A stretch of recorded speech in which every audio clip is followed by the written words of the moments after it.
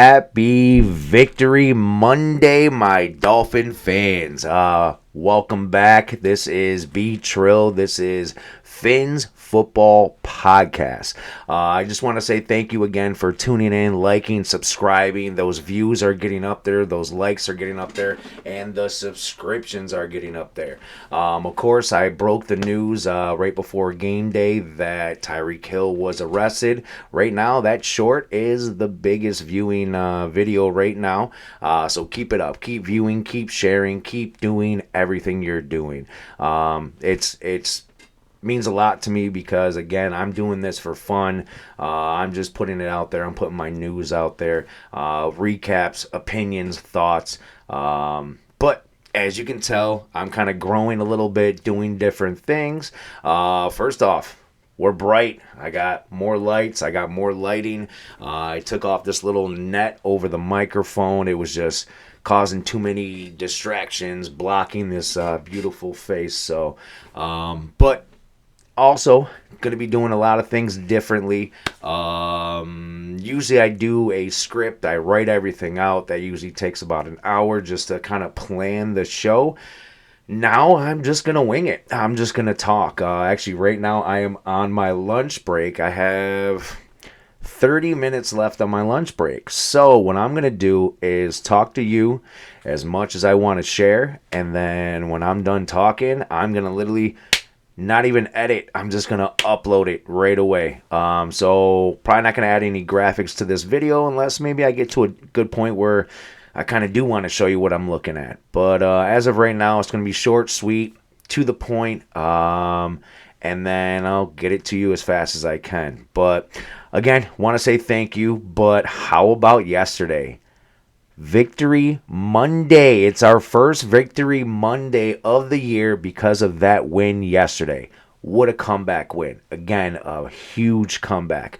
I like this. I mean, I was scared. I was nervous. I didn't think that we would pull it off. But I always had faith in our team that we could pull it off.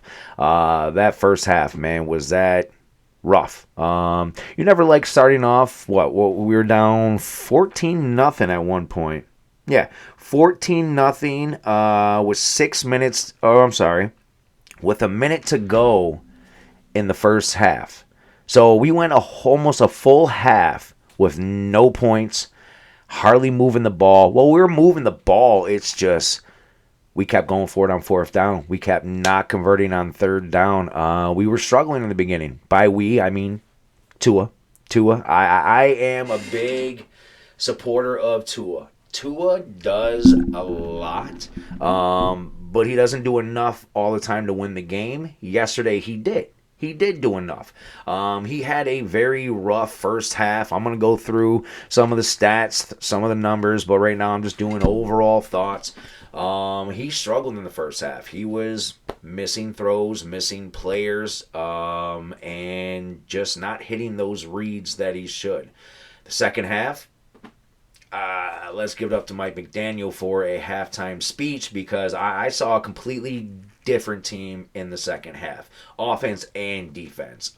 We shut down Trevor Lawrence. We shut down their second half ability of holding on to the lead, of gaining more points into the lead. I think we only, we shut them out in the second half. I'm thinking that we gave up a field goal, but we shut them out in the second half. That's just great defense. And honestly, I think the defense won this game. Yes, I'll give Tua his credit for the comeback. Yes, I'll give Tyreek Hill his credit for making the big play, making that 80-yard touchdown. But I think it goes to this man right here. I think it goes to the snowman. I think that punch-out is the difference of that game. If he doesn't do that, Travis Etienne scores easily. He gets in the touchdown, gets in the end zone. It's a touchdown. It's 6. We're then down 24-7, I think, at that point. 24-7. That would be 24-10. I think we did have 10 points at that. Because that was the very next play is when Tyreek Hill 80-yard touchdown. So actually, No, it was 17-7 at that point. It would have been 24-7. So 24-7, and then the very next play we get that touchdown. That's a huge swing, huge swing. I think if I was giving out game balls, I would say Holland gets the number one. I know in the locker room, McDaniel gave it to the entire team because, I mean, it was worthy. It was a team effort. We did put it all together. Even special teams. I mean, Jason Sanders, he won the game. He hit the game winner. Yeah, he should have hit that field goal earlier in the game, but that was a shank. That was just terrible. Yeah, so I say Holland gets a game ball. Tua gets a game ball. Uh, Tyreek Hill gets a game ball. But more on our defense. Our Calais Campbell, he's out there playing like a young man. He's a one-man wrecking crew. Always has been his whole career. He's just adding on to it. And now Phillips, he was so close to so many sacks, so many strip sacks, but he did get that one key sack. So, I mean, again, our defense came to play. We showed up when we needed to, and Miami did a great job. And you know what?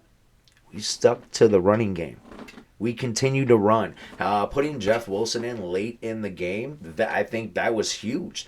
He was able to do a lot on that last drive of driving down, running the clock down so that we could set up for that game-winning field goal. But without Jeff Wilson, I don't know if we do come back. I mean, I would hope Wright would do the same. I can't wait to see Jalen Wright because he kind of has a bigger body than Achane, but he also has speed. So I like that combination. I think he might be a future bruiser. But Jeff Wilson, he's not giving up. He's been on the roster bubble for so long, and he's just not giving up. He doesn't want to give up that roster spot. Here we kept thinking this offseason, oh, they're going to trade him for a 5th or a 6th or a 7th, or they're going to cut him, or he's not going to make it. But he stuck it out. He hit that 53 man. We released Chris Brooks, who is an upcoming running back. I wouldn't say star, but he did show some flashes in preseason. But the fact that we got rid of Chris Brooks and really put our eggs in the basket with Jeff Wilson and Wright is inactive for Jeff Wilson to play. So I think he was huge. I'm not going to give Jeff Wilson a game ball, but he definitely was a huge part of that last drive. I know kind of that was a little bit more of an overview of the game, little recap, but let's dive into some of the stats. So I'm just gonna go off and read off the stats right from Bleacher Report. So first thing first, we always got to start with our quarterback, Tua.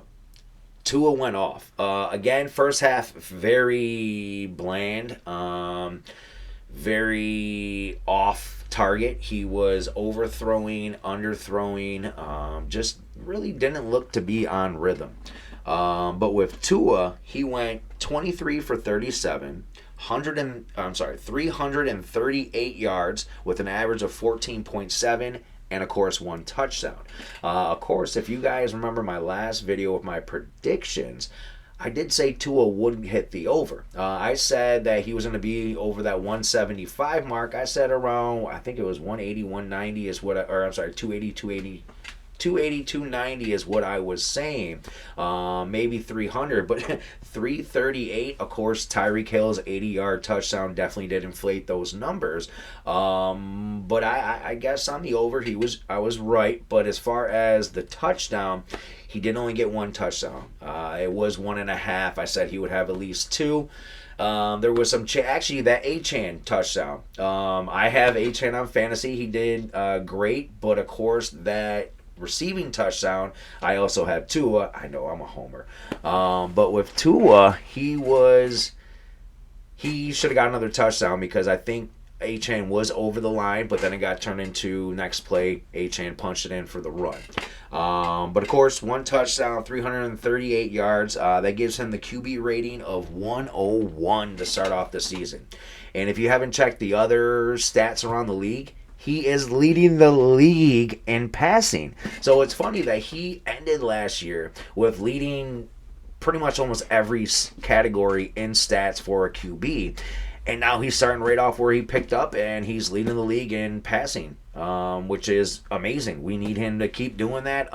Everyone was on the fence about paying Tua. Well, guess what? We paid him, and he's showing out. He's winning games. He's putting up the yards. So, those are Tua's stats. As far as rushing, like I mentioned, Jeff Wilson, he actually did get 26 yards on only 5 carries. So that was our almost our best average if you don't throw in Tua's 11-yard run.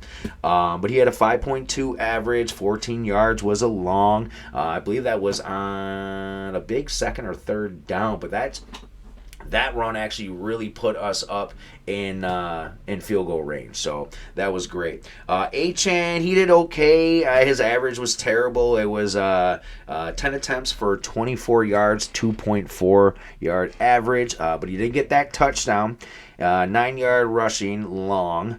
Tua again had 1 run for 11 yards. Mostert, he only had 6 carries for 9 yards with a 1.5 average.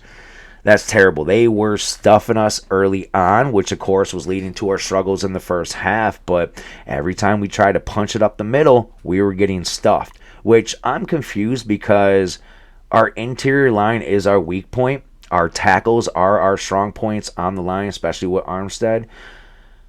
Why are we not running outside? We have the speed. We do a lot of screen plays, but we didn't run outside the numbers too much, which when we did, we were effective, especially actually I think that was a screen on the big Achane. But yeah, I mean, Waddle had 1 rush for 3 yards. Ingold had 2 for 8, which were huge because those were a 3rd and short.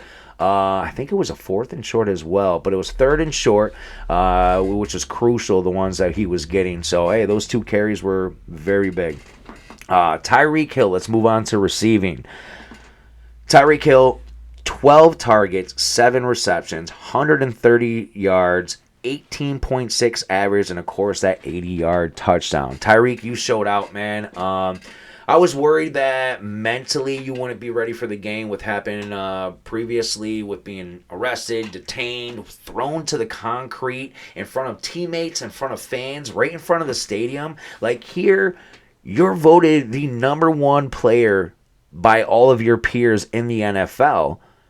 You're number 1 in stats and you're crushing it. You're number 1 in Miami as like one of the best players to ever put on a jersey, not named Marino and everyone else, but Tyreek Hill, like, you're the face of the franchise right now and you're being thrown to the concrete a block from your office, pretty much, the field, the stadium, a block, like, mentally, you put it together, and I love the celebration. I was calling that celebration from the get-go that, oh, man, if you score that touchdown, please put up either the cuffs this way or how you did it behind the back with Jalen Waddle. That was perfect. That's what we need. We need the attitude. We need to, I guess, have our obstacles to jump over and show everybody that, you know, they're not going to get in the way. So, hopefully, Miami, you guys handle that correctly. I love that the officer who initiated and did all that is on administrative leave, so thank you, the city of Miami, for doing that. But back to the stats, Achane.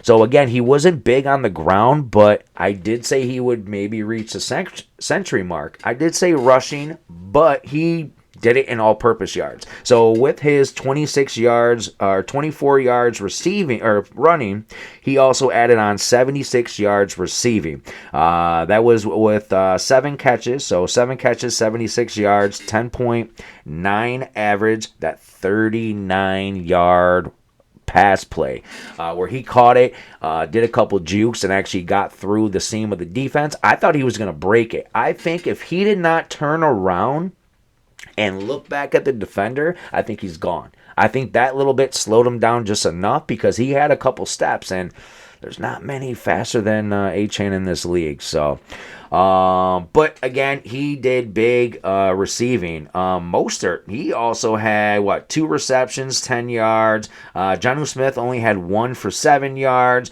Julian Hill, 1 for 6 yards. I honestly, it was just the big 3. It was Hill, Waddle, Achane. Oh, I didn't tell you Waddle. Waddle went 5 for 109, 21.8 average, and that big 63-yard bomb. That was nice. One of the crossing right over the middle. So those are the offensive stats right now. Of course, Jason Sanders, he went 2 for 3, missing that horrible shank, but totally redeemed himself with the game winner. So clutch on the line, won the game. Definitely didn't want to go to overtime, but he's the game winner. As far as defense, David Long Jr., of course, he led the way with tackles. I predicted 13. I thought he would go big, but he had 8 total, 7 solo tackles. As far as tackles, it wasn't really too many with everyone else. Fuller had 4, Poyer had 4, Brooks had 4 total, only 1 solo. As far as sacks, though, let's go total loss, tackle for loss. We have Agba with a tackle for loss and a sack. We have Campbell with 2 tackles for loss, including a sack. Phillips with a tackle for loss, including a sack. And also Quentin Bell had a tackle for loss. That's when our defense showed up. Campbell's was early on when he had that big sack. I think that might have been in the first couple defensive snaps of the game, which is funny because I wanted Ramsey and Campbell just to show out since they were former Jaguars. I know Ramsey was drafted by the Jaguars, so. But on defense, I mean, it was just a great game defensively. The biggest play of the game, minus that Tyreek Hill. Actually, no, I'm going to say it's bigger, is the Holland punch-out. Like I said, Achane was on, or I'm sorry, ETN was on like the second yard or the 2-yard line and just got punched out right before crossing the end zone. And of course, Kader Kohu was the one that scooped it up. And very next play, Tyreek Hill touchdown. It was a very roller coaster emotional game, up and down. But man, when we started to come back in the second half, I knew it. We had the momentum, we kept it going, and I just want to say, great game, Phins.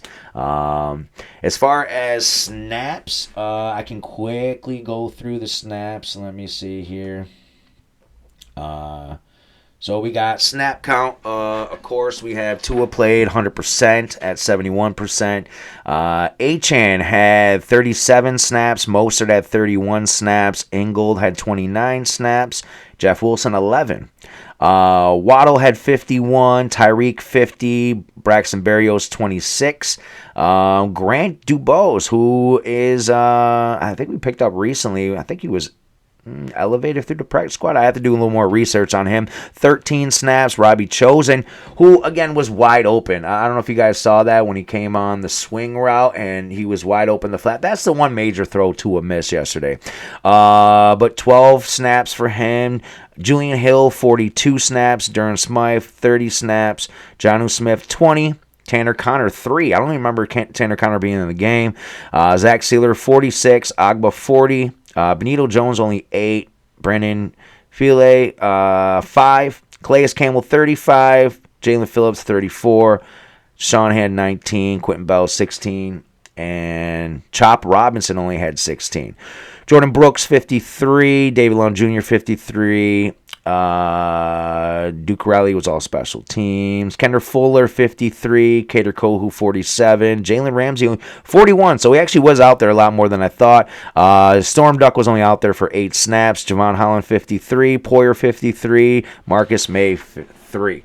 So I'm looking at the time. My lunch break is coming to a close very, very soon, so I will wrap this up. I will say thank you for tuning in. This wraps up episode 3 of Phins Football Podcast. Again, keep sharing, keep liking, keep subscribing, keep letting everyone know that this channel is out there.